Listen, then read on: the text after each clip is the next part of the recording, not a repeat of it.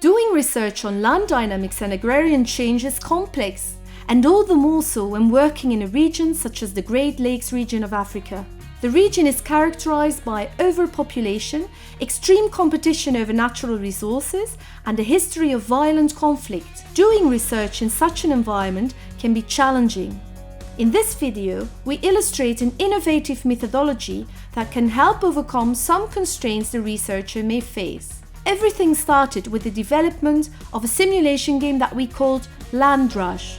The game simulates the complex competition for natural resources in developing countries. It models real-life dynamics in the land arena and is based on years of research on the livelihoods of farmers in the Great Lakes region of Africa.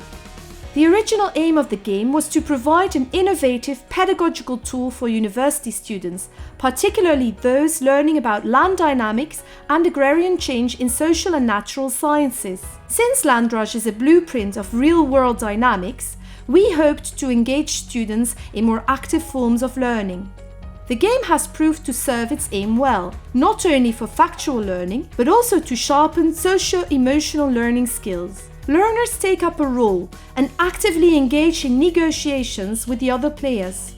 They experience joy or frustration, compassion or irritation, and in this way they gain a better understanding of local actors' strategies in relation to land competition and agrarian change. However, we didn't stop there.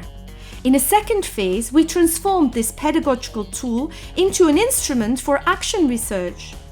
Let me explain how this works.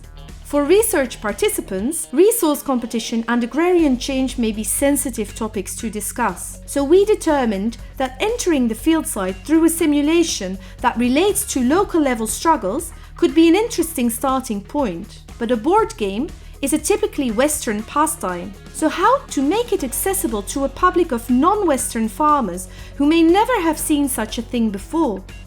We felt that our simulation would be better received by our research participants through a theatre sketch based upon the game.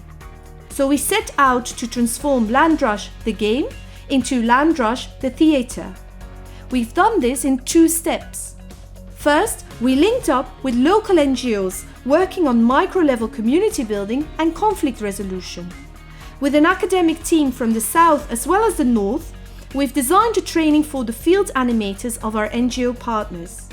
These animators serve as brokers between us, researchers, and our research participants. At the start of our training, we invite the animators to play the Land Rush game. Then, we reflect on the key dynamics of the game. And after that, the animators engage in a discussion on the relevance of these key dynamics for the setting in which they work. Finally, they brainstorm on ways to translate the game's messages into a theatre sketch that speaks to the local population. In a second step, the animators perform their sketch in front of the community where the research is to be carried out. The sketch takes between 20 and 40 minutes.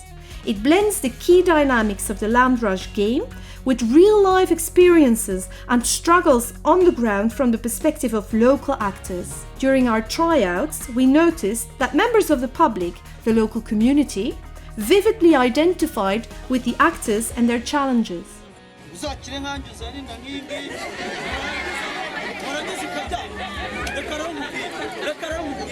However, at the same time, the sketch has to remain fictive.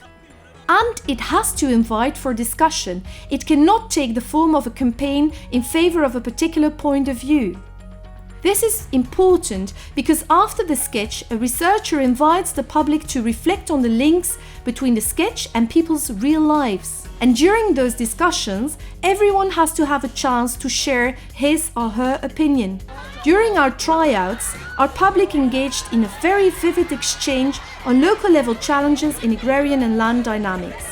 But it was even more interesting to see how this discussion spontaneously transformed into a joint reflection on how to respond to those challenges, on how to come to sustainable solutions. In fact, the Land Rush Theatre can serve 2 purposes. First of all, it is an interesting research tool. particularly in the early stages of research. It allows researchers to gain an understanding of local land dynamics and agrarian change. It may bring out issues on which to focus in further steps of the research. But the approach can also be useful to the communities involved and to the NGOs working with those communities.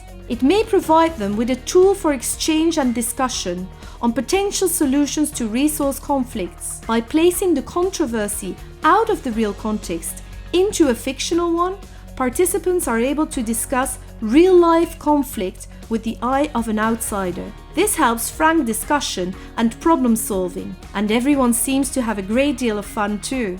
So by transforming the Land Rush game into a Land Rush theatre, our pedagogical tool has evolved towards an innovative tool for participatory action research.